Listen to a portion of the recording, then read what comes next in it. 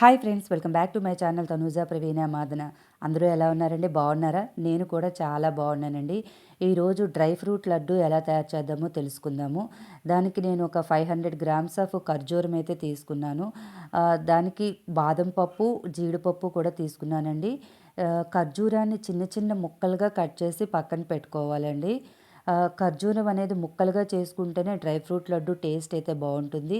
దానికి around 150 grams of కాజు తీసుకున్నాను and 150 grams of బాదం అయితే తీసుకున్నానండి. ఒక 50 గ్రామ్స్ ఆఫ్ కిస్మిస్ అయితే తీసుకున్నాను. కాజు అండ్ బాదం చిన్న చిన్న ముక్కలుగా కట్ చేసి అయితే పక్కన ఉంచుకోవాలి. ఇదే మెయిన్ టాస్క్ అండి. ఇక్కడ జీడిపప్పుని బాదం పప్పుని కట్ చేయడమే ఈ డ్రై ఫ్రూట్ లడ్డూలో మెయిన్ టాస్క్. అది అయిపోయిన తర్వాత ఒక ప్యాన్ తీసుకొని మనము దేనికి దానికి సపరేట్గా గీలో కొద్దిగా ఫ్రై చేసుకుంటూ ఉండాలండి. మనకి ఈ డ్రై ఫ్రూట్ లడ్డు యొక్క హెల్త్ బెనిఫిట్స్ అయితే చాలా ఉంటుందండి.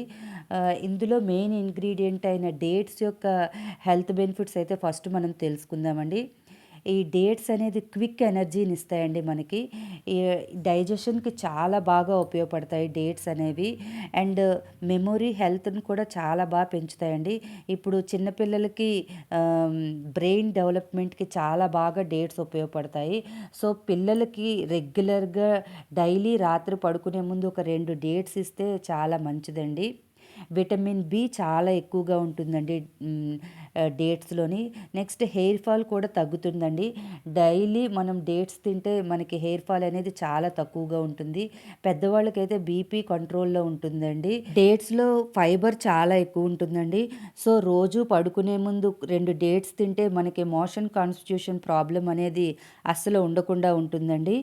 ఇంకా రెసిపీ విషయానికి వస్తే మనము ఒక్కొక్కటి ఫ్రై చేసిన తర్వాత అలాగే కొద్దిగా గీ వేసి మనము డేట్స్ని కూడా ఫ్రై చేయాలండి.